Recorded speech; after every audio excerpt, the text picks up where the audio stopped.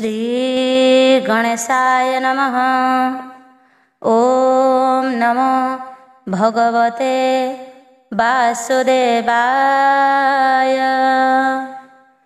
नारायणं नमस्कृत्य नरं चैव नरोत्तमं देवीं सरस्वतीं व्यासं ततो जयमुदीरयेत्। मूकं करोति वाचालं पंगुं लङ्घयते गिरिं यत्कृपातमहं वन्दे परमानंद माधवम। भागवत महापुराण नवम स्कंध दशम अध्याय। चैनल जदि नुआ अछंती चैनल टिको सब्सक्राइब करी बेल आइकन को प्रेस करी दियंतो। सकाळ 6टारू 7टा पर्यंत भागवत महापुराण गोटे अध्याय हेउ पछे निश्चय शुणंतु। आसंतु आरंभ करिबा दशम अध्याय। श्रीरामचंद्रंक चरित दशम अध्याय वर्णित।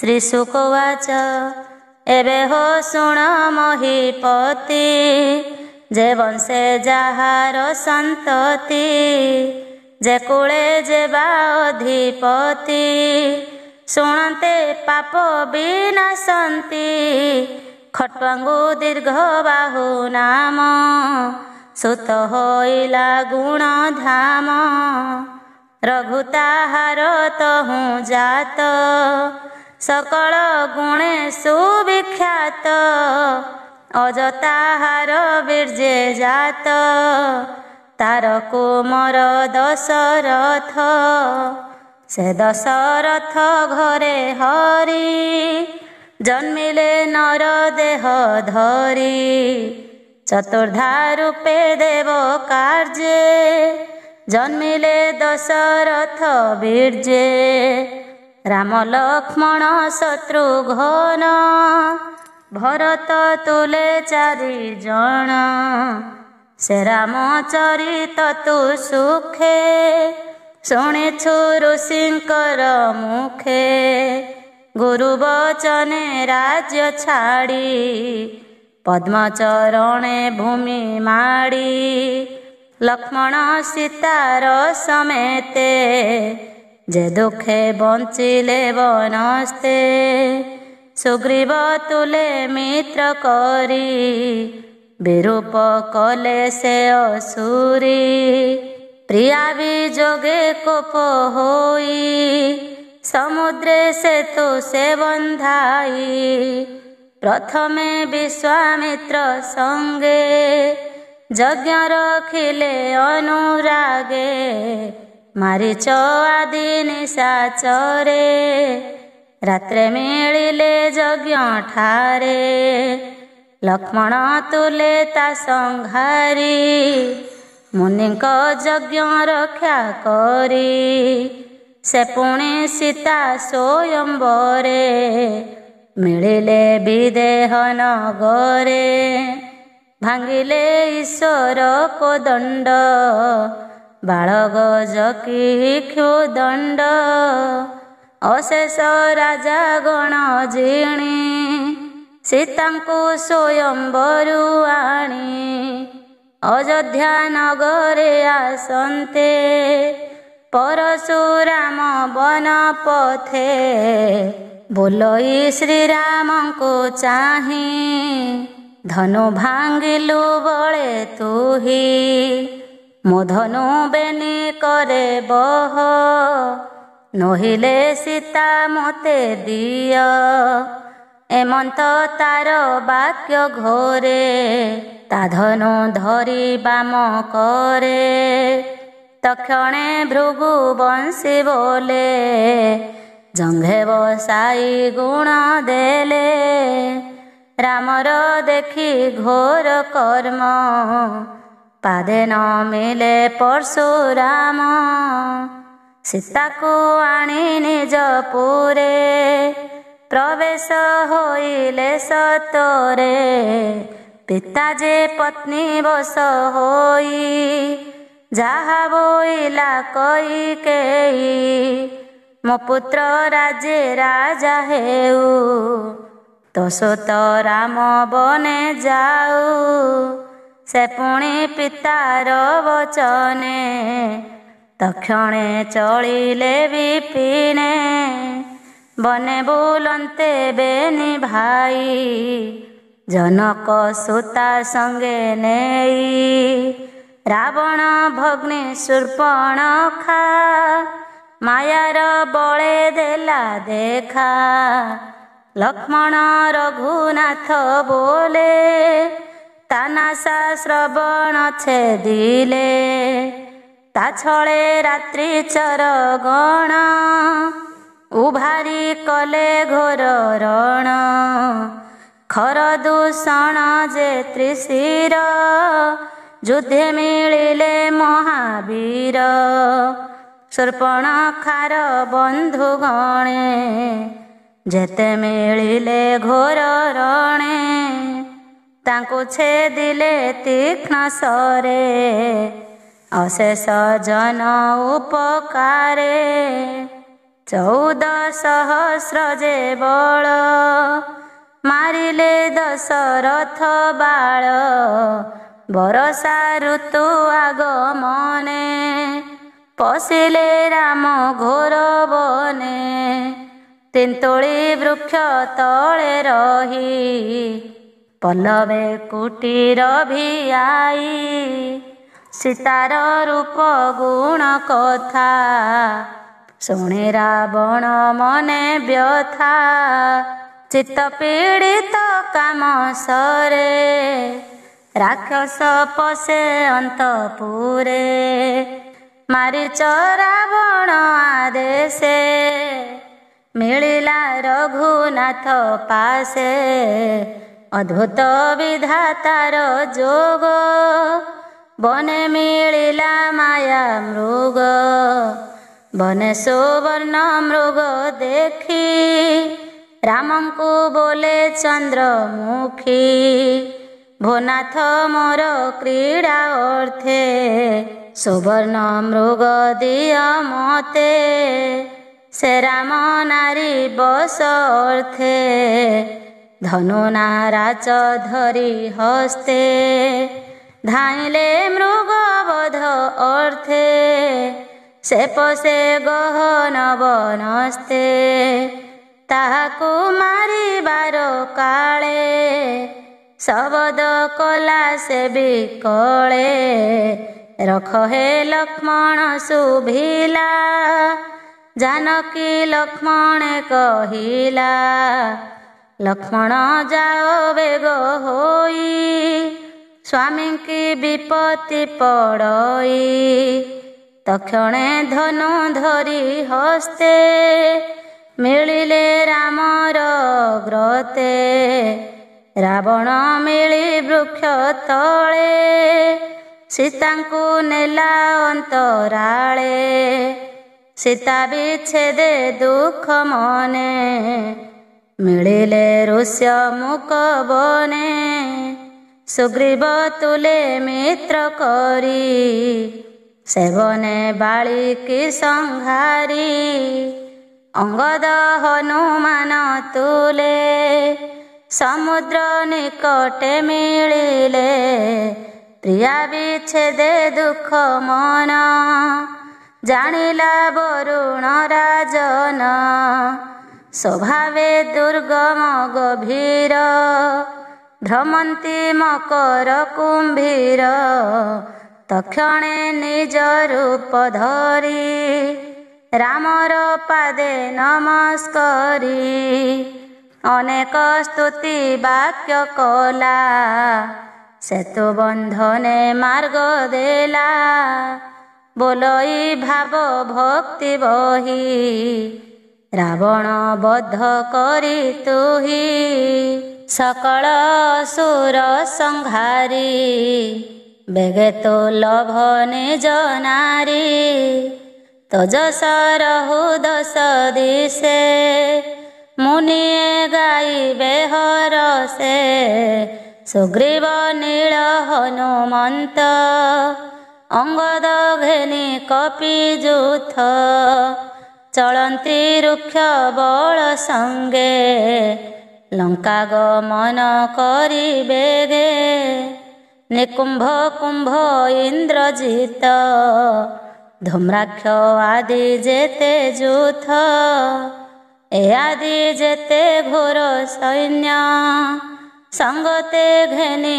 କୁମ୍ଭକର୍ଣ୍ଣ ଷୋଳ ଖଡ଼ଗ ପ୍ରାସରଷ୍ଟି ଭୂଷଣ୍ଡି ତୀକ୍ଷ୍ଣ ଶର ବୃଷ୍ଟି କରନ୍ତି ରାକ୍ଷସ ସମୂହେ ସମୂଳେ ହନ୍ତି ଯେଣେ କ୍ଷୟେ ସୁଗ୍ରୀବ ଲକ୍ଷ୍ମଣ ସମେତ ଗନ୍ଧମାଦନ ହନୁମନ୍ତ ଏ ଆଦି ରୁକ୍ଷ ବଳ ତୁଲେ ରାକ୍ଷସ ସଂହାରିଲେ ଭଲେ ସଙ୍ଗତେ ଘେନି କପି ବଳ ଲଙ୍କାରେ ସଂଯୋଜିଅ ନଳ ରାକ୍ଷସ ସଙ୍ଗେ ଯୁଦ୍ଧ କରି ଅନେକ ବଳ ତା ସଂହାରି ସୀତାହରଣ ଦୋଷ ଫଳେ ସଂଗ୍ରାମେ ସର୍ବେ ନାଶ ଗଲେ ଦେଖିଣ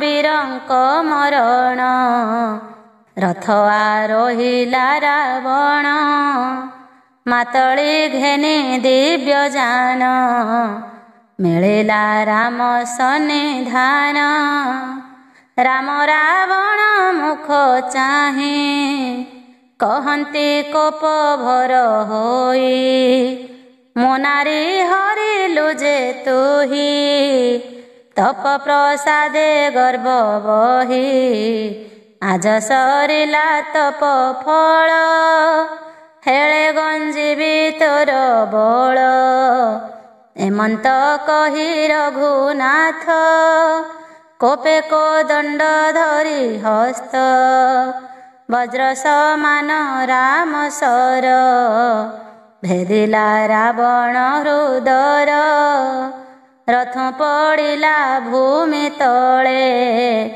ଦଶବଦନୁ ଶୁଣି ଗଳେ ଭୂମି କମ୍ପିଲା ଥର ହର ଶବଦ ଶୁଭେ ହାହାକାର ରାବଣ ହତ ଶୁଣି କର୍ଣ୍ଣେ ସମ୍ଭ୍ରମେ ଅନ୍ତପୁର ଜନେ ତକ୍ଷଣେ ମନ୍ଦୋଦରୀ ତୁଲେ ରାକ୍ଷସୀ ଗଣ ଉଭାରିଲେ ରୋଦନ କରନ୍ତି ବିକଳେ ଶବଦେ ଭୁବନ ଉଛୁଳେ ମିଳିଲେ ରଣଭୂମି ମଧ୍ୟେ ସ୍ୱାମୀ ମରଣ ଶୋକ ନାଦେ ହୃଦଏ ବେନି କର ତାଡ଼ି ହାନାଥ ବୋଲି ପାଦେ ପଡ଼ି ରାକ୍ଷସ ନାରୀଙ୍କ ରୋଦନ ପୁରିଲା ଧରଣୀ ଗଗନ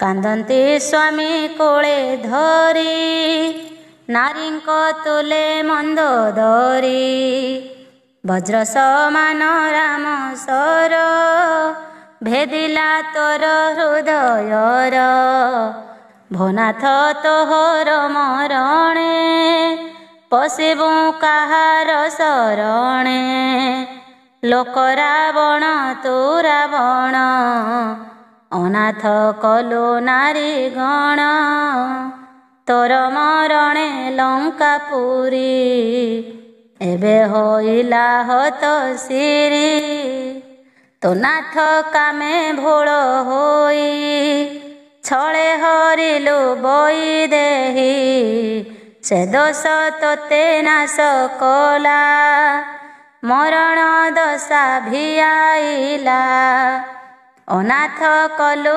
ସର୍ବନାରୀ ଆମ୍ଭ ସଙ୍ଗତେ ଲଙ୍କାପୁରୀ ଦେହକୁ କଲୁ ଗୃଧ୍ର ଗ୍ରାସ ନରକେ ହୋଇବୁ ପ୍ରବେଶ ଏମନ୍ତ କହି ନାରୀ ଗଣେ ପ୍ରାଣ ଛାଡ଼ିଲେ ହୁତାସନେ ରହିଲା ମନ୍ଦୋଦରୀ ଶେଷ ଏବେ ହୋ ଶୁଣ କୁରୁ ଶିଷ୍ୟ ରାବଣ ଭାଇ ବିଭୀଷଣ ଥିଲା ଯେ ରାମର ଶରଣ, ତାହାକୁ ଦେଲେ ମନ୍ଦୋଦରୀ ଲଙ୍କାରେ ଅଧିକାରୀ କରି। ବୋଇଲେ ପ୍ରଭୁ ରଘୁବୀର ତୁ ଏବେ ପ୍ରେତ କାର୍ଯ୍ୟ କର। ଏମନ୍ତ ଆଜ୍ଞା ରାମ ଦେଲେ ଅଶୋକ ବିପିନେ ପଶିଲେ।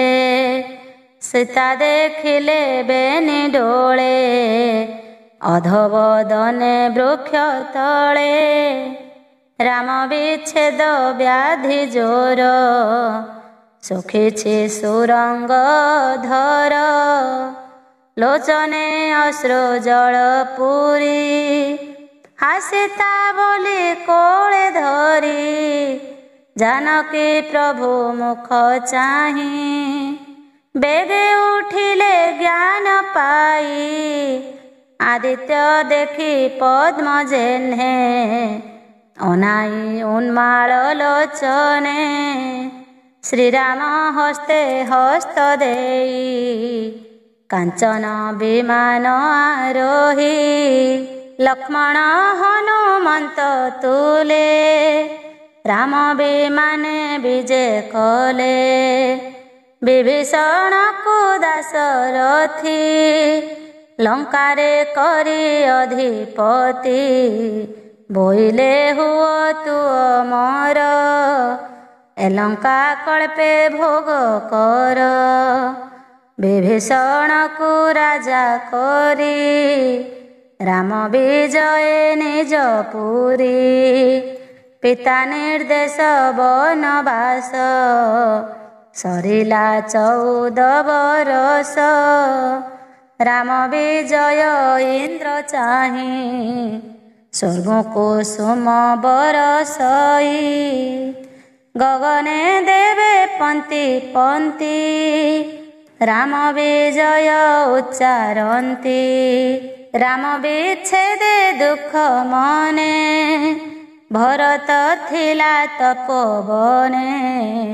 ତାର ଚରିତ ଶୁଣି କର୍ଣ୍ଣେ ଯେବା କହିଲେ ମୁନି ଜନେ।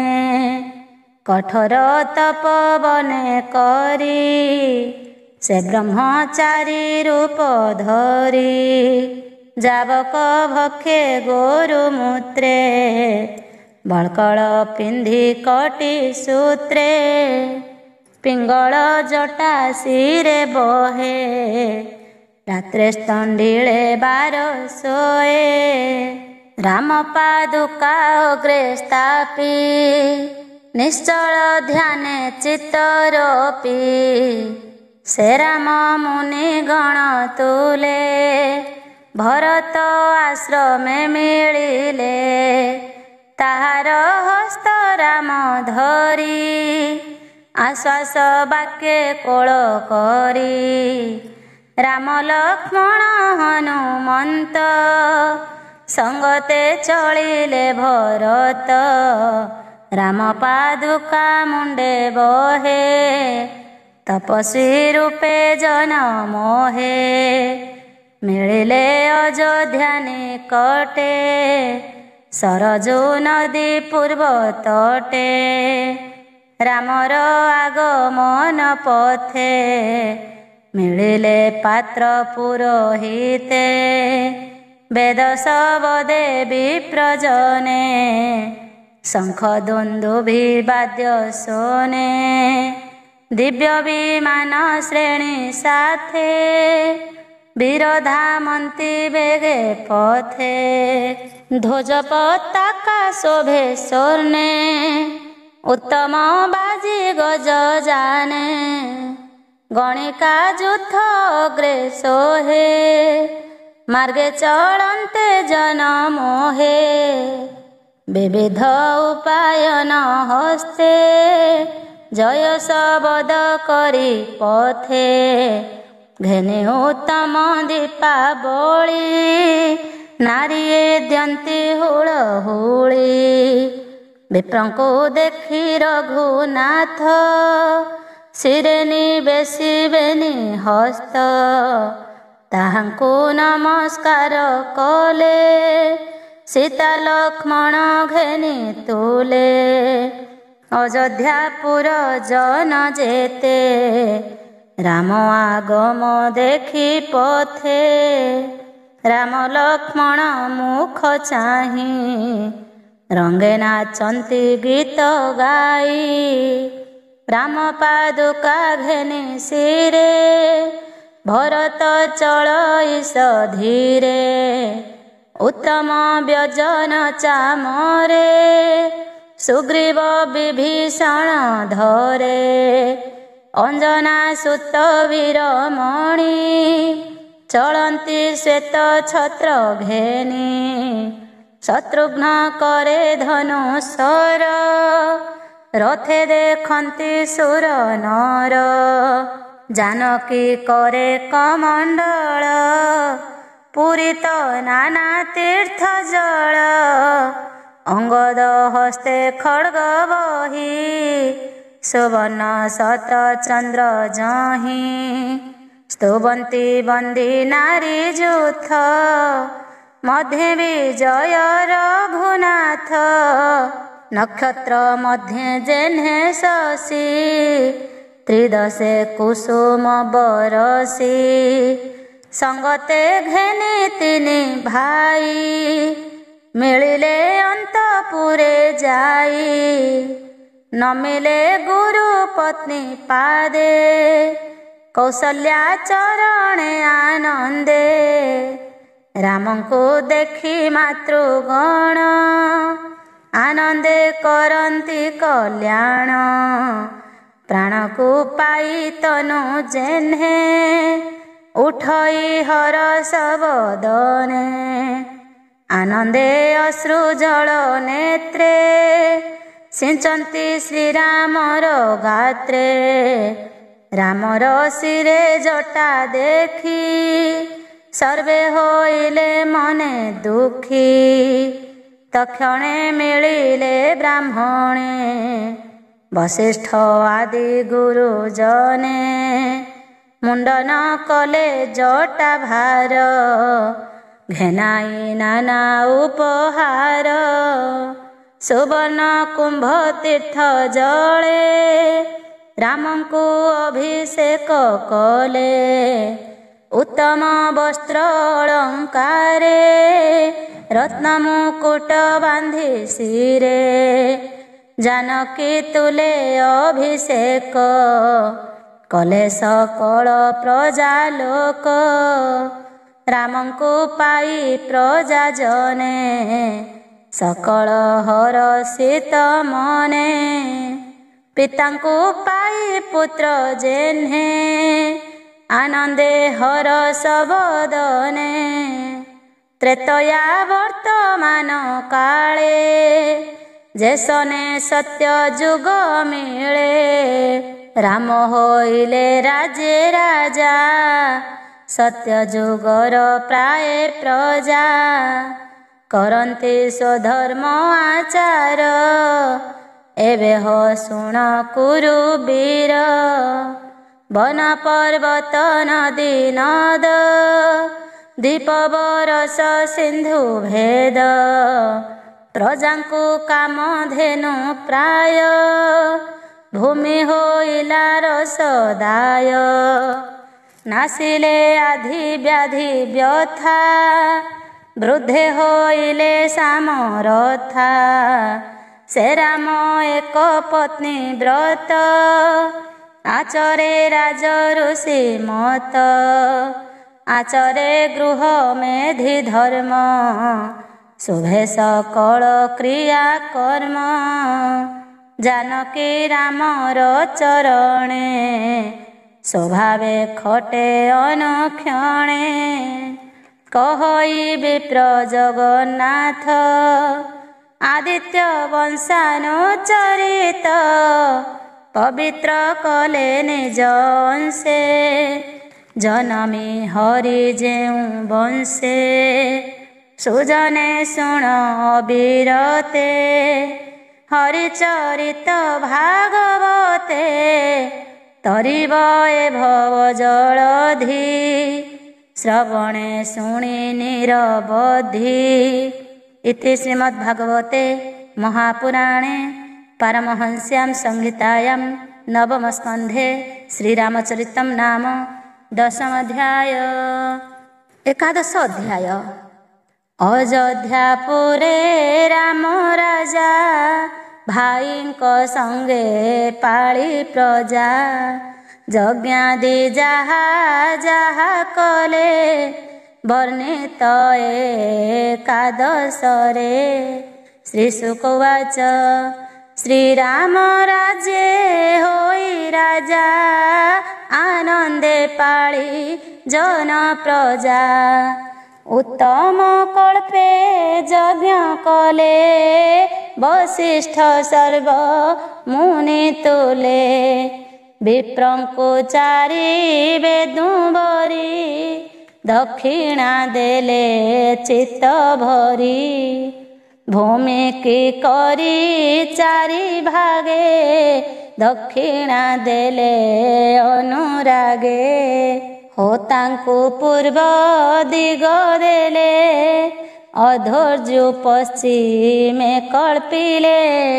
ଉତ୍ତର ଦିଗ ସାମଗାନେ ବ୍ରହ୍ମାଙ୍କୁ ଦକ୍ଷିଣ ବିଧାନେ। ବ୍ରାହ୍ମଣେ ଦେଇ ଚାରି ଦିଶ ଆଚାର୍ଯ୍ୟ ଦେଲେ ଅବଶେଷ। ସୀତା ସଙ୍ଗତେ ରଘୁପତି ଆଚରି ଗୃହସ୍ଥଙ୍କ ଗତି। ଅନେକ ବସ୍ତ୍ର ରତ୍ନ ଧନେ ସନ୍ତୋଷ କରି ସର୍ବଜନେ। ଆଚରି ଗୃହ ମେଧି ଧର୍ମ ବେଦ ବିହିତ ଯେତେ କର୍ମ। ବ୍ରାହ୍ମଣେ ଦେଖି ସାଧୁ କଥା ଶ୍ରୀରାମ ପାଦେ କଲେ ଚିନ୍ତା। ରାମଙ୍କ ନିକଟେ ମିଳିଲେ ଅନେକ ସ୍ତୁତି ବାକ୍ୟ କଲେ। କହିଲେ ପ୍ରିୟ ଭାବ ବହି ଭୋନାଥ ଏଥେ କାର୍ଯ୍ୟ ନାହିଁ। ଆମ୍ଭେ କହିଲୁ ବେଦ ଧର୍ମେ ତୋତେ ନ ଜାଣି ମତି ଭ୍ରମେ। ତୋହର ରାଜ୍ୟ ତୁହି ନିଅ ଆମ୍ଭର ହୃଦେ ସଦା ଥାଅ। ଏମନ୍ତେ କେତେ ଦିନ ଗଲା ଶୁଣ ହୋ ଗୋବିନ୍ଦର ଲୀଳା।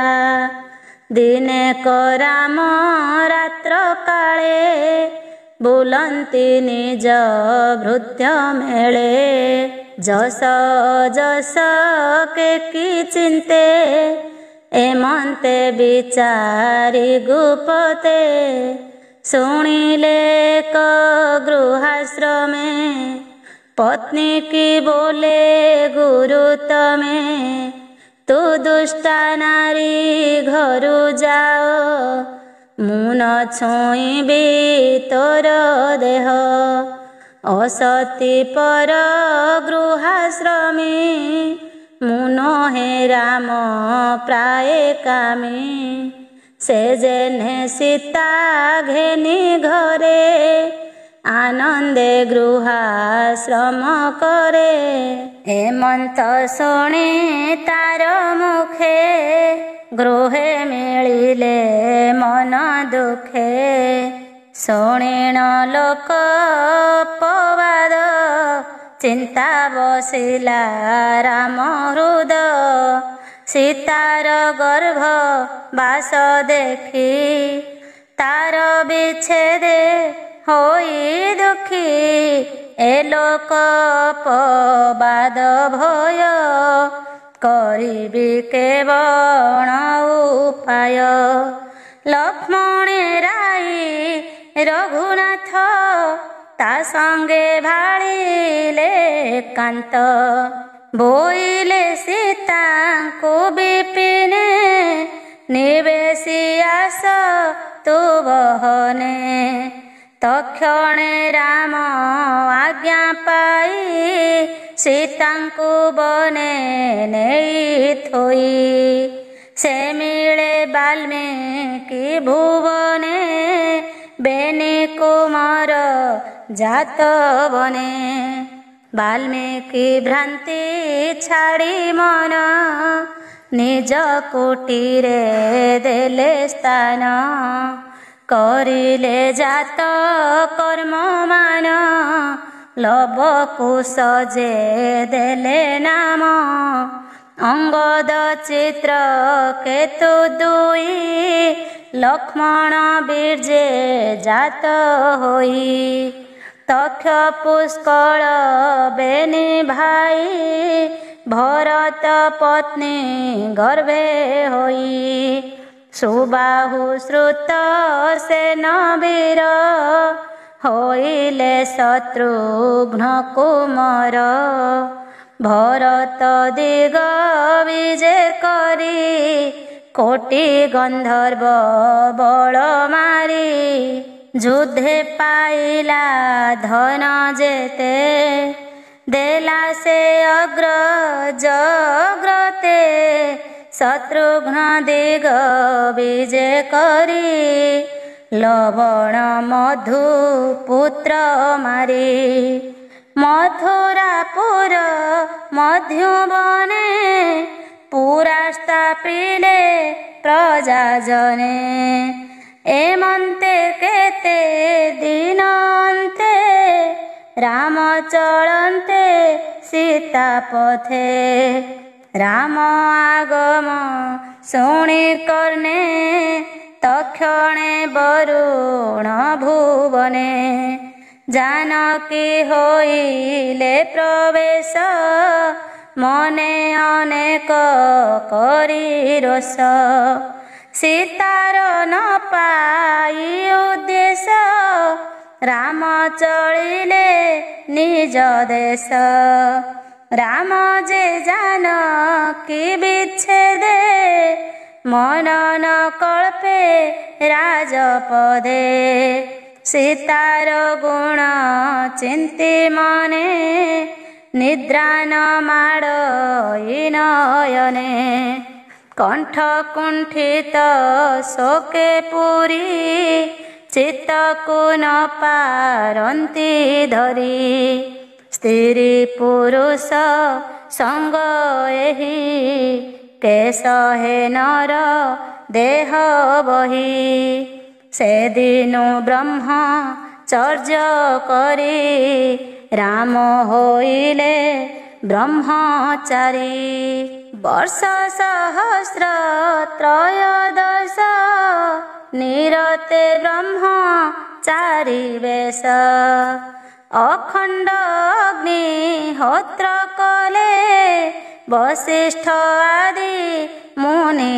तुले दक्षिणी देले तो सचिते संध्या मध्याह्ने अविरते संसारे थोई निज जस शोधा में होइले प्रवेश बोलंती सुक ब्रह्म ऋषि सुन हो राजा कुरुवंशी रामचरित तो ग्रते संक्षेपे कहिली मुतते जेहा श्रवणे शुणन्ति दुर्गम संकट तरन्ति बोलोई विप्र जगन्नाथ नवम स्कंधे भागवत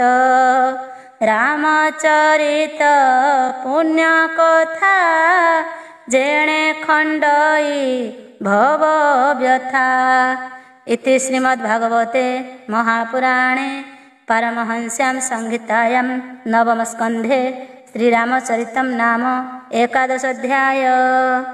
12 अध्याय कुशस साधवंश कथा।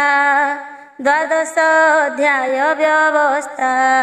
श्रीशुक उवाच शुण परीक्ष महीपति श्रीरघुनाथंक सन्तति अतिथि कुशर नंदन ନିଷଧ ତାର ତହୁଁ ଜନ୍ମ ନଭ ତାହାର ହୁଏ ସୁତ ତା ପୁତ୍ର ପୁଣ୍ଡରୀକ ଖ୍ୟାତ ତା ସୁତ କ୍ଷେମ ଧନ୍ୱା ନାମ ରୂପେ ସୁନ୍ଦର ଅନୁପମ ତାର କୁମର ଦେବାନିକ ଅନିହ ତାର ପୁତ୍ର ଏକ ତାର ତନୟ ପାରିଯାତ୍ର ବଳସ୍ଥଳ ଯେ ତାର ସୁତ ତାର ସନ୍ତତି ବଜ୍ରନାଭ ଅର୍କର ଅଂଶେ ସେ ସମ୍ଭବ ଖଗଣ ତାହାର ତନଏ ବିଧୃତି ତାର ବୀର୍ଯ୍ୟ ହୋଏ ହିରଣ୍ୟ ନାଭ ତା ସନ୍ତତି ଯୋଗ ବିଦ୍ୟାରେ ଯାର ଖ୍ୟାତି ତା ଗୁରୁ ଅଟନ୍ତି ଜୈମିନୀ ତା ଶିଷ୍ୟ ଯାଜ୍ଞବଲ୍କ୍ୟ ମୁନି ଅଭ୍ୟାସ ଯାର ଚାରି ବେଦେ ତେଜେ ହୃଦୟ ଗ୍ରନ୍ଥି ଭେଦେ ହିରଣ୍ୟ ନାଭର କୁମର ପୋଷ୍ୟ ଅଭ୍ୟାସ ଯଜ୍ଞେ ଯାର ତାର କୁମର ଧ୍ରୁବ ସନ୍ଧି ଯାବଂଶେ ଥାନ୍ତି ଅଷ୍ଟନିଧି ତାର କୁମର ସୁଦର୍ଶନ ତାହାର ପୁତ୍ର ଅଗ୍ନିବର୍ଣ୍ଣ ଶୀଘ୍ର ଜନମ ତାହା ଠାରୁ ତାହାର ସୁତ ଅଟେ ମରୁ ମରୁ ଯେ ଶୀଘ୍ର ରତନଏ ଯେ ନିତ୍ୟ ଯୋଗ କର୍ମ ଧ୍ୟାଏ କଳାପ ଗ୍ରାମେ ବସି ଧ୍ୟାନେ ଯନ୍ତ୍ରିତ ନିତ୍ୟ ତତ୍ତ୍ୱ ଜ୍ଞାନେ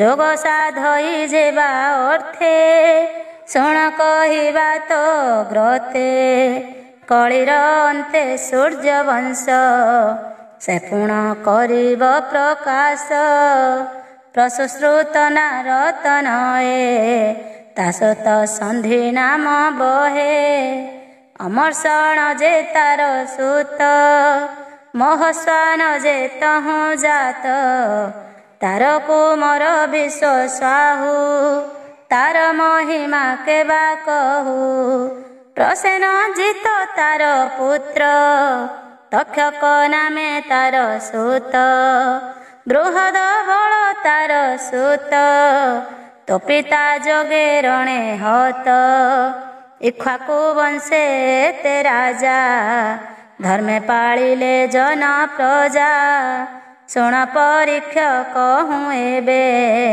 ଭବିଷ୍ୟ ଯେତେ ଉପୁଜିବେ ବୃହଦ ବଳ ପୁତ୍ର ଶୁଣ ନାମ ହୋଇବ ବୃହଦ୍ରଣ ତାହାର ପୁତ୍ର ଉରୁକ୍ରିୟ ବତ୍ସ ବୃଦ୍ଧ ତାର ତନୟ ତାର କୁମର ପ୍ରତିବ୍ୟମ ଭାନୁ ନାମେ ତାର ନନ୍ଦନ ଦିବାକ ତାହାର ସନ୍ତତି ସେ ହେବ ଯୁଦ୍ଧେ ସେନାପତି ତା ସୁତ ହେବ ସହଦେବ ତହୁଁ ବୃହଦଶ ସମ୍ଭବ ତାର କୁମର ଭାନୁମାନ ପ୍ରତିକାଶ ତାର ନନ୍ଦନ ସୁପ୍ରତୀକ ତହୁଁ ସମ୍ଭବ ତା ପୁତ୍ର ହେବ ମରୁଦେବ ତାର ନନ୍ଦନ ସୁନକ୍ଷତ୍ର ପୁଷ୍କର ହେବ ତାର ପୁତ୍ର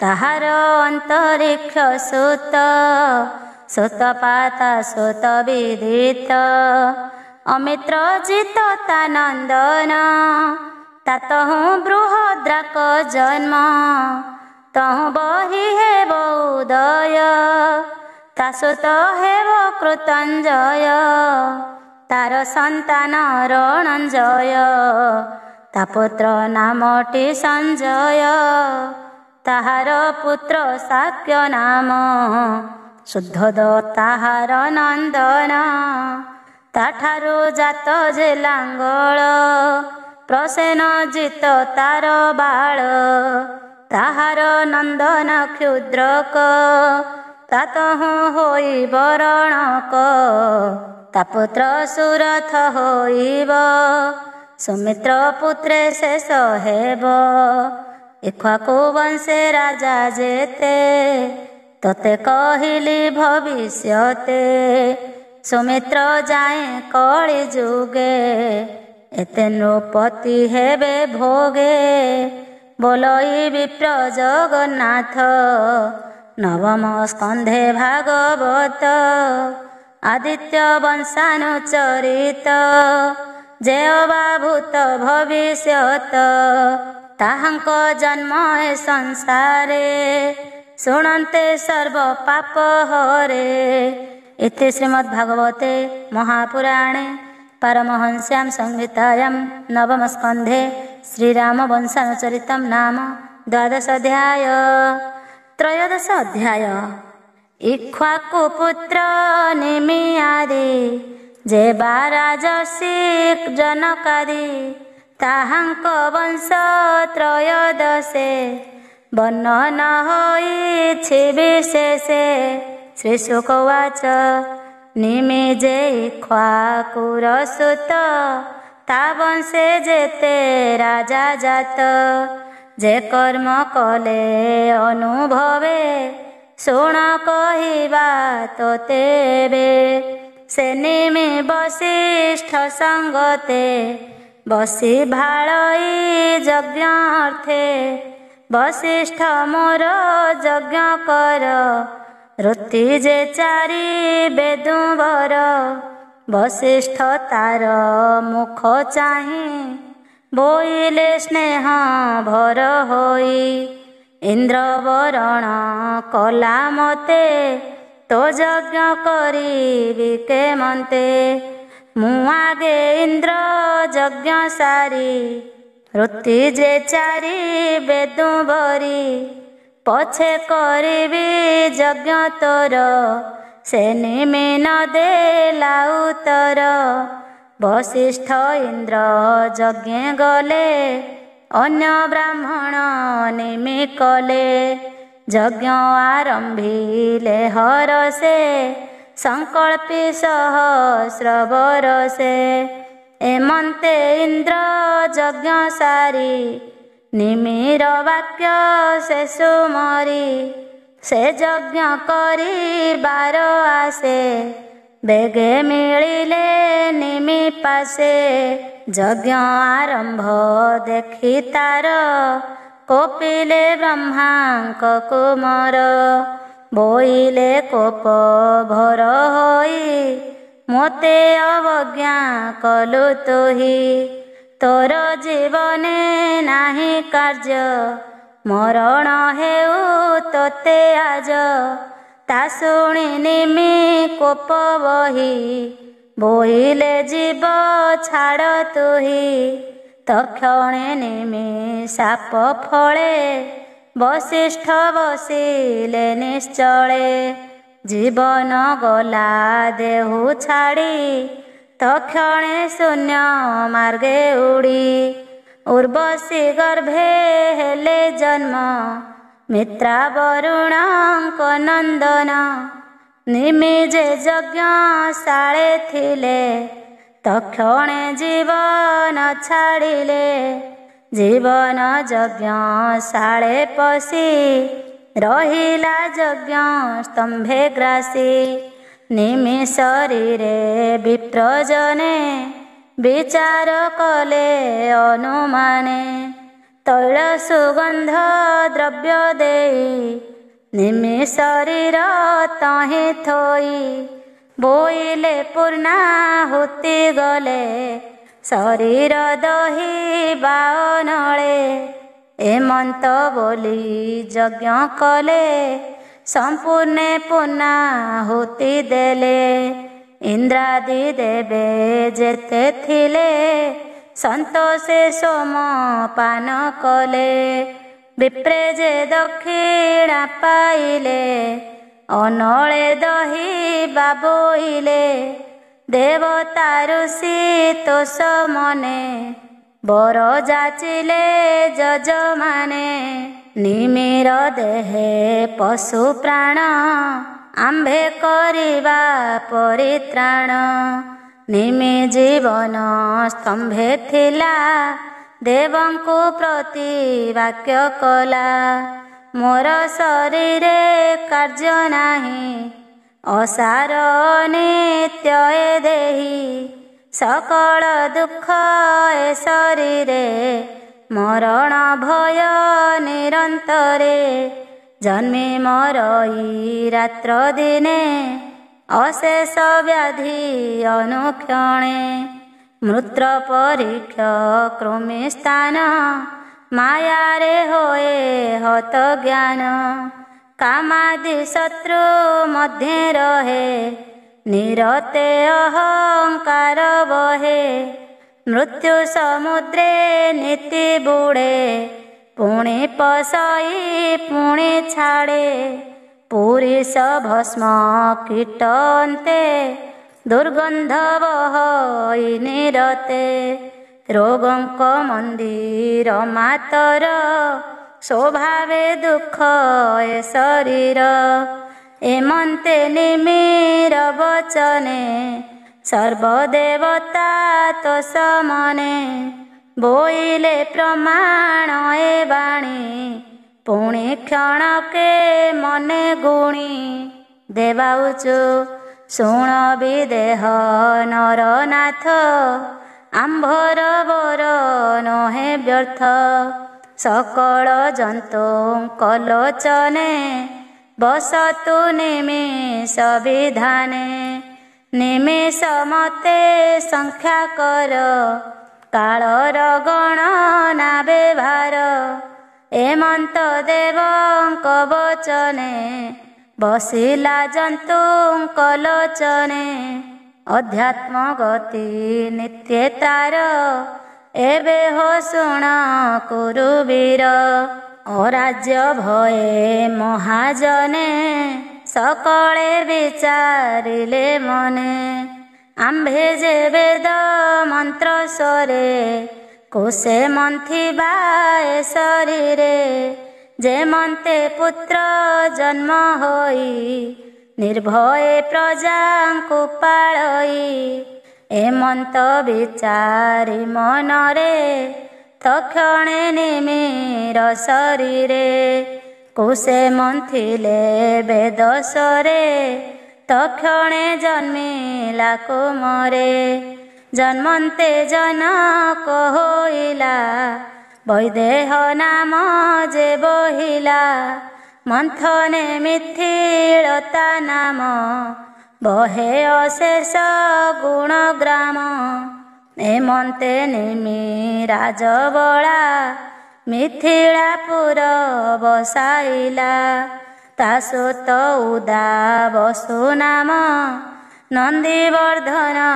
तानंदन सुकेतु नामे तार सुत तार संतति देवरात देवरातरु बृहद्रथ तातहु महावीर्य जात सुधृति ताहार कुमर तापुत्र धृत केतुवीर हर्यस ताहार कुमर मरु ताहांक वंशधर मरुरु प्रतिपक जन्म तासुत कृति रथ नाम तार कुमर देव मेढ़ जाचित जोगाभ्यासे दृढ़ विश्रुत ताहार संतति तार कुमर महाधृति तासुत कृति रात नाम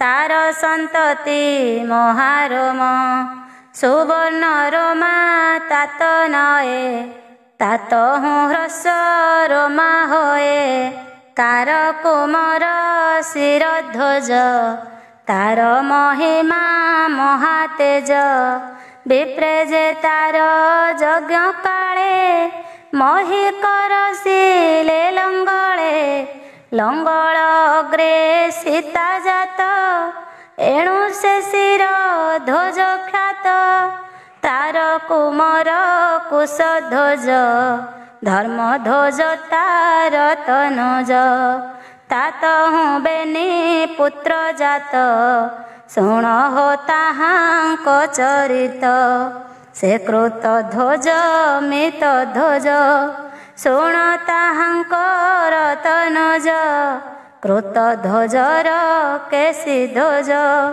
खांडिक्य आन रतनज खांडिक्य केशी ध्वज बेणी साधिले जोग विद्या घेणी केशी ध्वजर ठारू भये पलाई गला नठाए केशी ध्वजरु भानुमान तार तनय शतद्युम्न सूची नामरे तातनुज तार तनुज सनध्वज ऊर्ध्व केतु जे तहु जात ताहार पुत्र पुरुजित अरिष्ट नेमि सुत तार श्रोतायु ताहार कुमार तार तनय सुपार्श्वक तासुत चित्र रथ लेख खेमधि नामे तार सुत तार तनय समरथ ताहार पुत्र सत्यरथ उपगुरु जे तार सुत ताहार पुत्र उपगुप्त बसवनंत जे तार सुत जुजुद्ध तार पुत्र नाम तातहु हेला सुभाषण तासुत श्रोत तहु जय ताहार तनय विजय तातहु रत हेला जात सुनक ताहार जे सुत बीतहव्य जे ता संतति ताहार तहु जात धृति ताहार पुत्र बहुलास तासुत कृति महिबस जनक वंशे राजा जेते कहिलु भूत भविष्यते से सर्वे जोग विद्या साधी यथा उचिते जेवा विधि रविर वंशे राजा जेते से कथा वंशानुचरिते तोते कहिली प्रिय भावे सोमर वंश शुण एवे बोलो ई दास जगन्नाथ नवम स्कंधे भागवत। इति श्रीमद्भागवते महापुराणे पारमहंस्यां संहितायां नवम स्कंधे निमिवंशानुचरितं नाम त्रयोदश अध्याय। चतुर्दश अध्याय गुरुपत्नीर गर्भे सम जन्माए पुत्र बुध नाम तावंशे ऐळ आदिख्यात। चतुर्दश अध्याय चरित श्री शुक उवाच एबे हो सम वंश शुण जेबे तरिब तिनि गुण से वंशे पुरुरबादी जे भावे जे अबा संपदी जस रहिला रवि तले सर्वे चलिले काल बळे सहस्र शिर जे अनंत तानाभि पद्म ब्रह्मा जात सृष्टिर अर्थे सप्तपुत्रे जन्म होइले ब्रह्मा गात्रे मरीचि आदि सप्त ऋषि ध्रुव मंडल रथे बसी भ्रमंती ध्रुव चक्र बळे उत्तर आकाश मंडले ताहांक मध्ये अत्रि मुनि तप करन्ति जोग घेनि ध्यान करन्ते जोग बळे तांक लोचन अश्रु जळे पुरुषे होइला प्रकाश तेज गंजिला दश दिश अमृतमय मनोरम ताहार नाम देले सोम विप्रौषधि ऋतुगणे ब्रह्मा स्थापिले राजापणे से सोम राज सोय करी तिनि भुवने अधिकारी बळे जिणिला तिनि पुर एबे हसुण नृपवर सुंदर रूपे मत गर्भे निरते भ्रमे से स्वभावे हेमंते बृहस्पति नारी गंगा उदके स्नान करी रूपे सुंदरी मनोहरा स्वभावे नाम तार तारा ताहार रूप गुण चाहि अनंग बाणे मोह जाई स्वभावे ऋतु स्नान काले सोम हरिला ताकु बळे से कथा शुणी बृहस्पति पत्नी हरणे दुखमती सोमर द्वारे रात्रे गले अनेक प्रकारे मागिले केबे हे तारा कुन देला अनेक मानना कला से गुरुदेव मध्य आसी इंद्र को कहिले विश्वासी ଇନ୍ଦ୍ରର ତୁଲେ ଦେବବଳ ଚଳନ୍ତେ ଶୁଭେ ମୁଖ ଗୋଳ। ଏକଥା ଶୁଣି ଶୁକ୍ରବାତେ ମିଳିଲା ଅସୁରଙ୍କ ମଧ୍ୟେ। ଅସୁର ବଳ ସଙ୍ଗ କରି ଧାଇଁଲେ ସମ ପକ୍ଷ ଧରି। ଇନ୍ଦ୍ରର ତୁଲେ ଦେବଗଣ ଏମନ୍ତେ ଦେବାସୁର ରଣ। ପ୍ରକୋପେ ବଢ଼ିଲା ସଂଗ୍ରାମ ତାରକାମୟ ତାର ନାମ। ତାରାର ଅର୍ଥେ ଯୁଦ୍ଧ ଯେଣୁ ତାରକାମୟ ନାମ ତେଣୁ। ଏମନ୍ତେ ଘୋର ଯୁଦ୍ଧ କଲେ ଅନେକ ଦେବାସୁର ମଲେ। ଦେବ ଅସୁର ଘୋର ରଣେ ମିଳିଲେ ତତକ୍ଷଣେ। ରଣ ନିବାରି ଚତୁର୍ମାଥ ମିଳିଲେ ସୋମର ଗ୍ରତ। ଅନେକ ବର୍ଷ ନାଶ କଲେ ବୃହସ୍ପତିଙ୍କି ତାରା ଦେଲେ। ସେ ଗୁରୁ ତାରା କୁହ ନାହିଁ ବୋଲନ୍ତି ବ୍ରହ୍ମା ମୁଖ ଚାହିଁ। ଭୋତାତ ଦେଖ ତ ଗ୍ରତେ ଗର୍ଭ ଧରିଛି ସାକ୍ଷାତେ। କେମନ୍ତେ ଛୁଇଁବି ଶରୀର ଏହାରେ କାର୍ଯ୍ୟ ନାହିଁ ମୋର। କାହାର ବୀର୍ଯ୍ୟ ଧରିଅଛି କେମନ୍ତେ ପାରିବି ମୁଁ ଲକ୍ଷି। ତାହାର ଗର୍ଭ ଚାହିଁ କୋପେ ଗୁରୁ ବୋଲନ୍ତି ମନ ଦୁଃଖେ। ତୁ ମୋତେ ଛୁଇଁବୁ କେମନ୍ତେ ଭସ୍ମ କରିବି ମୁହିଁ ତୋତେ। ଏମନ୍ତେ ଶୁଣି ସେ ଉତ୍ତର କମ୍ପଇ ତାରାର ଶରୀର। ତକ୍ଷଣେ ଗର୍ଭ ପ୍ରସବିଲା ସୁନ୍ଦର ଜଗତ ମହିଳା। କାନ୍ଦଇ ପଡ଼ି ଭୂମି ଗତେ ଆଶ୍ଚର୍ଯ୍ୟ ଦେଖନ୍ତି ସମସ୍ତେ। ସୁନ୍ଦର ଦେଖି ତା ବଦନ କଳ୍ପିଲା ବୃହସ୍ପତି ମନ। ବୋଲଇ ମୋର ପୁତ୍ର ଏହି ସୋମ ବୋଲଇ ତାହା ଚାହିଁ। ଦେଖ ଏ ମୋହର କୁମର ମୋହର ପ୍ରାୟ ଏକ ସୁନ୍ଦର। ଗୁରୁ ବୋଲନ୍ତି ମୋର ପୁତ୍ର ଏମନ୍ତେ ହୋଇଲା ଅନର୍ଥ। ସକଳ ମୁନି ଗଣ ଥିଲେ ତାରାକୁ ବିଶ୍ୱାସେ ପୁଛିଲେ। ତା ଶୁଣି ଅଧୋମୁଖୀ ହୋଇ ତାରା ରହିଲା ଲଜ୍ଜା ପାଇ। କୁମର ଭୂମି ଗତେ ଥାଇ ବୋଲେ ଜନନୀ ମୁଖ ଚାହିଁ। ଦୁର୍ବୃତ୍ତପଣ ଏ ତୋହର କହ ମୁଁ କାହାର କୁମର। ନୋହିଲେ ସାପ ଦେବି ତୋତେ ଲଜ୍ଜା ହୋଇଲା ବଡ଼ ମୋତେ। ଏମନ୍ତ ପୁତ୍ର ବାକ୍ୟ ଶୁଣି ତାରାକୁ ରାଇ କୁଶ ପାଣି। ବୋଲନ୍ତି କୋମଳ ବଚନ ନିର୍ଭୟ କରି ତାରା ମନ। ଭୋତାରା ଲଜ୍ଜା ଦୂର କର କହ ଏ କାହାର କୁମର। ତା ଶୁଣି ଅଧୋମୁଖୀ ହୋଇ ବୋଲେ ସୋମର ପୁତ୍ର ଏହି। ତକ୍ଷଣେ ସୋମ କୋଳ କଲା ବ୍ରହ୍ମା ତାହାକୁ ନାମ ଦେଲା। ବୁଧିଲା ରୂପ ଗୁଣେ ଯେଣୁ ନାମ ହୋଇଲା ବୁଦ୍ଧ ତେଣୁ। ସେ ବୁଦ୍ଧ ଇଳା କନ୍ୟା ଗର୍ଭେ ମୁଁ ତୋତେ କହି ଅଛି ପୂର୍ବେ। ପୁରୁର ବାକୁ ଜନ୍ମ କଲା ଯେ କାଳେ ତପୋବନେ ଥିଲା। ଏବେ ହୋ ଶୁଣ ନରନାଥ ସୋମର ବଂଶାନୁଚରିତ। ସୁର ଭୁବନେ ଏକ ଦିନେ ଉର୍ବଶୀ ଗନ୍ଧର୍ବ ଗାୟନେ। ମିତ୍ରା ବରୁଣଙ୍କୁ ଲଙ୍ଘିଲା ସେ ତାକୁ କୋପେ ସାପ ଦେଲା। ବୋଇଲା ନର ଲୋକେ ଯାଅ ସ୍ୱର୍ଗ ଭୁବନେ ତୁ ନଥାଅ। ତକ୍ଷଣେ ଅଧୋମୁଖ ହୋଇ ମିଳିଲା ନର ଲୋକେ ଯାଇ। ଗିରି କନ୍ଦର ବନେ ବୁଲେ ସ୍ୱାମୀ ନ ଲୋଭେ ଆତ୍ମା ତୁଲେ। ଏମନ୍ତେ ଭ୍ରମନ୍ତେ ତରୁଣୀ ପୁରୁର ବାକୁ ଦେଖେ ପୁଣି। କନ୍ଦର୍ପ ପ୍ରାୟ ରୂପ ରାଶି ତେଜେ ଗଞ୍ଜଇର ବିଶସି। ଏମନ୍ତ ତାହାର ସଙ୍ଗତେ ଉର୍ବଶୀ ମିଳିଲା ଏକାନ୍ତେ।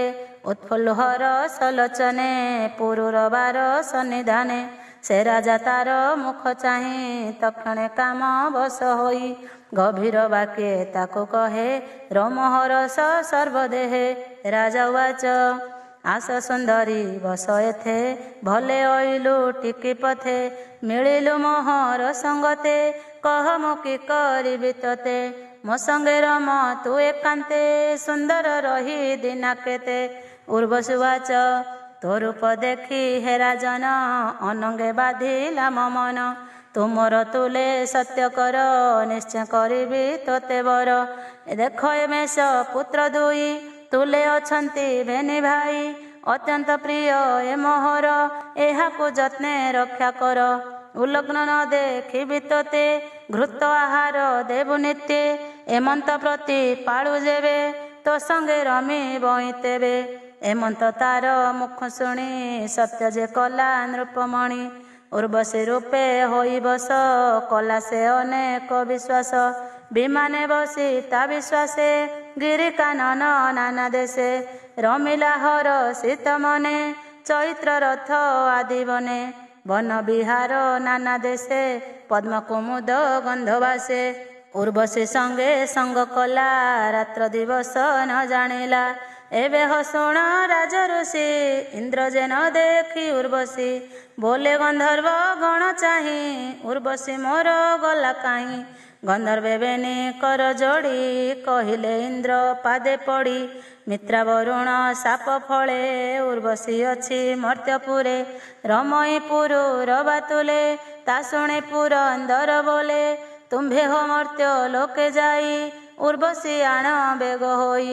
ସ୍ୱର୍ଗ ନ ସହେ ତା ବିହୀନେ ଚନ୍ଦ୍ର ନଥିଲେ ରାତ୍ର ଯେହ୍ନେ। ତକ୍ଷଣେ ଇନ୍ଦ୍ର ଆଜ୍ଞା ଶିରେ ଘେନି ଚଳିଲେ ମର୍ତ୍ତ୍ୟପୁରେ। ରାତ୍ରେ ନିବିଡ଼ ଅନ୍ଧକାରେ ମିଳିଲେ ପୁରୁ ରବାପୁରେ। ତକ୍ଷଣେ ଦେବେ ମାୟା କଲେ ଉର୍ବଶୀ ମେଷ ଚୋରାଇଲେ।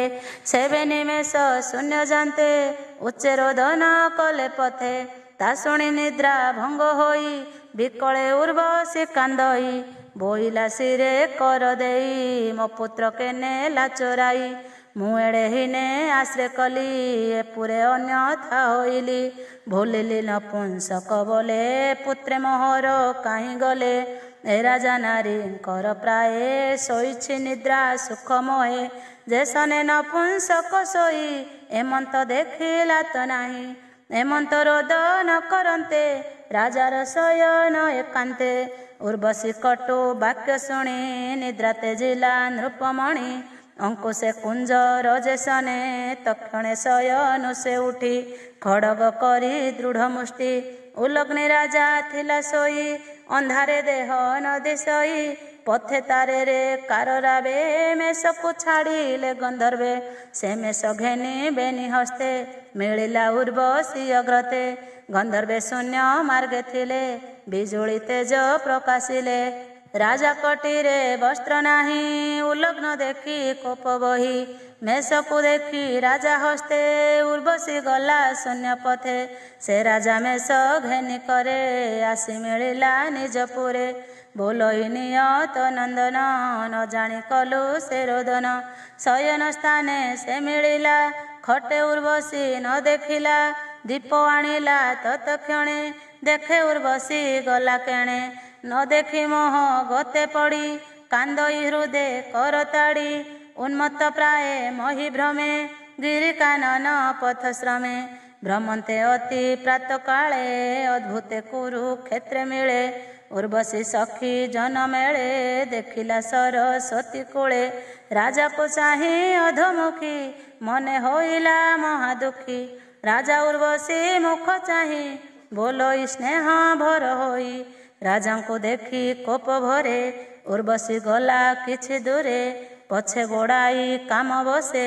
ସେ ରାଜା ବୋଲଇ ବିଶ୍ୱାସେ ହେ ସଖୀ କ୍ଷଣେ ରହ ରହ। ନ ଛାଡ଼ ତୁମ ହର ସ୍ନେହ ତୁ ଘୋର କର୍ମ କିମ୍ପା କରୁ। ଭାବ ଭାବ ନ ବିଚାରୁ ମୋତେ ନ ଛାଡ଼ କୋପ ମନେ। ମୁଁ ଅଛି ତୋହର ବଚନେ ତୁ ମୋତେ ଦୂର କରିଗଲେ। ଜୀବନ ଛାଡ଼ିବି ମୁଁ ଭଲେ ତୋର ବିହୁନେ ମୋ ଶରୀର। ଭକ୍ଷିବେ ଶୃଗାଳ କୁକୁର। ଉର୍ବଶୀ ଉବାଚ ଭୋ ରାଜା ଶୁଣ ମୋ ଉତ୍ତର। ସଂସାରେ ସ୍ତ୍ରୀଙ୍କ ବ୍ୟବହାର ସ୍ୱଭାବେ ଯେ ବା ଦୁଷ୍ଟ ନାରୀ। ତା ସଙ୍ଗେ ବିଶ୍ୱାସ ନ କରି ବ୍ୟାଘ୍ର ଭଲ୍ଲୁକ ସଙ୍ଗେ ନର। ଯେମନ୍ତେ ବିଶ୍ୱାସ ବ୍ୟବହାର ସ୍ତ୍ରୀଙ୍କ ଦେହେ ଯେତେ ଗୁଣ। ରାଜନ ସାବଧାନେ ଶୁଣ ନିର୍ଦ୍ଦୟ କପଟ କଠିନ। ସାହସ ଆଦି ଚାରି ଗୁଣ ଅଳପ କ୍ରୋଧେ ପ୍ରାଣ ନିଅନ୍ତି। ପତିଭ୍ରାତାଙ୍କୁ ନ ଗଣନ୍ତି ଅଜ୍ଞାନ ଭାବେ ଥାନ୍ତି ନିତ୍ୟେ। ବାଞ୍ଛନ୍ତି କାମ ଭୋଗ ଚିତ୍ତେ ସ୍ୱଭାବେ ନିତ୍ୟେ ହନ୍ତି କାମୀ। ଇଚ୍ଛନ୍ତି ନବ ନବ ସ୍ୱାମୀ ନାରୀଙ୍କ ସ୍ୱଭାବ ଏମନ୍ତ। କିମ୍ପା ତୁ କରୁ ଦୁଃଖ ଚିତ୍ତ ଏବେ ତୁ ନିଜ ପୁରେ ଯାଅ। ଅବଶ୍ୟ କଲି ତୋତେ ସ୍ନେହ ଆସିବି ସମ୍ବତ୍ସର ଅନ୍ତେ। ରମିବୁ ତୋର ସଙ୍ଗତେ ଋତୁସ୍ନାହାନ୍ତେ ଏକ ଦିନେ। ରମିବି ତୋର ସନ୍ନିଧାନେ ଅବଶ୍ୟ ହୋଇ ବସନ୍ତତି। ଏବେ ଉପାୟ କର ଚିନ୍ତି ଗନ୍ଧର୍ବ ଗଣ ପୂଜା କର। ସେ ତୋତେ ତ ସେ ଦେବେ ବର ଏହାଙ୍କ ପ୍ରସନ୍ନେ ତୁ ମୋତେ। ପାଇବୁ ସମ୍ବତ୍ସର ଅନ୍ତେ ଏମନ୍ତେ ତାର ବାକ୍ୟ ଶୁଣି ଆନନ୍ଦ ମନେ ନୃପମଣି। ଗନ୍ଧର୍ବ ଗଣେ ପୂଜା କଲା, ଅନେକ ବଳି ଭୋଜା ଦେଲା। ସ୍ତୁତି କରଇ କର ଯୋଡ଼ି, ଚରଣେ ଦଣ୍ଡବତେ ପଡ଼ି। ତାର ଭକତି ଦେଖି ମନେ, ଗନ୍ଧର୍ବେ ପ୍ରସନ୍ନ ବଦନେ। ମୃତ୍ତିକା ଭାଣ୍ଡେ ଅଗ୍ନି ଥୋଇ, ରାଜା ସମୀପେ ଦେଲେ ନେଇ। ବୋଇଲେ ଏଥେ ଯଜ୍ଞ କର, ଉର୍ବଶୀ ଆସି ବତପୁର। ଏମନ୍ତେ ଅଗ୍ନି ଭାଣ୍ଡ ଦେଲେ, ରାଜାର ମନ ତୋଷ କଲେ। ଗନ୍ଧର୍ବେ ଉର୍ବଶୀର ତୁଲେ, ତକ୍ଷଣେ ଶୂନ୍ୟ ମାର୍ଗେ ଗଲେ। ସେ ରାଜା ଅଗ୍ନି ଭାଣ୍ଡ ଘେନି, ଗନ୍ଧର୍ବ ଗଣ ବାକ୍ୟ ମାନି। ରାତ୍ରେ ବୁଲନ୍ତେ ବୃକ୍ଷ ମୂଳେ, ଥୋଇଲା ନିଶା ଅନ୍ତକାଳେ। ଅଗ୍ନି କି ବୃକ୍ଷ ମୂଳେ ଥୋଇ, ମିଳିଲା ନିଜ ପୁରେ ଯାଇ। ରହିଲା ପ୍ରଜା ଜନହିତେ, ଏମନ୍ତେ ଗଲା ଦିନା କେତେ। ଉର୍ବଶୀ ବାକ୍ୟେ ମନ ଦେଇ, ନିଶ୍ଚଳେ ମନ ନର ହୋଇ। ଏମନ୍ତେ ସତ୍ୟ ଯୁଗ ଗଲା, ଶୁଣ ହୋ ଗୋବିନ୍ଦର ଲୀଳା। ତ୍ରେତୟା ଯୁଗ ପ୍ରବେଶନେ, ରାଜା ଉର୍ବଶୀ ସ୍ମରି ମନେ। ଅଗ୍ନି ଉଦ୍ଦେଶ୍ୟ ବନେ ଗଲା, ବନେ ଅନଳ ନ ଦେଖିଲା। ଯେ ବୃକ୍ଷ ମୂଳେ ଥୋଇ ଗଲା, ସେ ବୃକ୍ଷ ଅସ୍ୱସ୍ଥ ହୋଇଲା। ଅସ୍ୱସ୍ଥ ବୃକ୍ଷ ସମୀ ବୃକ୍ଷେ, ରାଜନ ଦେଖିଲା ପ୍ରତ୍ୟକ୍ଷେ। ଏ ଯଜ୍ଞ ବୃକ୍ଷ କାଷ୍ଠ ଜାଣି, ଗଢ଼ିଲା ଯଜ୍ଞର ଅରଣି। ଅରଣି ମନ୍ଥି ଅଗ୍ନି କରି, ନିଗମ ମନ୍ତ୍ରକୁ ଉଚ୍ଚାରି। ଉର୍ବଶୀ ଧ୍ୟାନ କରି ମନେ, ଆହୁତି ଦେଲା ହୁତାସନେ।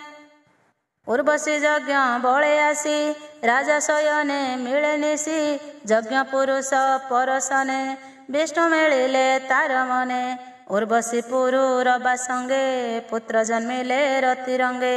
ଅଗ୍ନିର ବନ ପ୍ରାୟ ହୋଇ, ଜନ୍ମ ଲଭିଲେ ଷଡ଼ ଭାଇ। ରାଜା ବଞ୍ଚିଲା ମନ ସୁଖେ, ନିଶ୍ଚିନ୍ତେ ତ୍ରେତା ଯୁଗ ମୁଖେ। ଆୟୁଷ ଅନ୍ତେ ପୁରୁରବା, ଅନଳ ପ୍ରାୟ ହୋଇ ପ୍ରଭା। ମନେ ଉର୍ବଶୀ ଧ୍ୟାନ କଲା, ଗନ୍ଧର୍ବ ଲୋକେ ସେ ମିଳିଲା। ବୋଲଇ ବିପ୍ର ଜଗନ୍ନାଥ, ନବମେ ବଂଶାନୁଚରିତ। ସୁଜନ ଜନଙ୍କର ହିତେ, ଭାଷା ପ୍ରବନ୍ଧେ ଭାଗବତେ।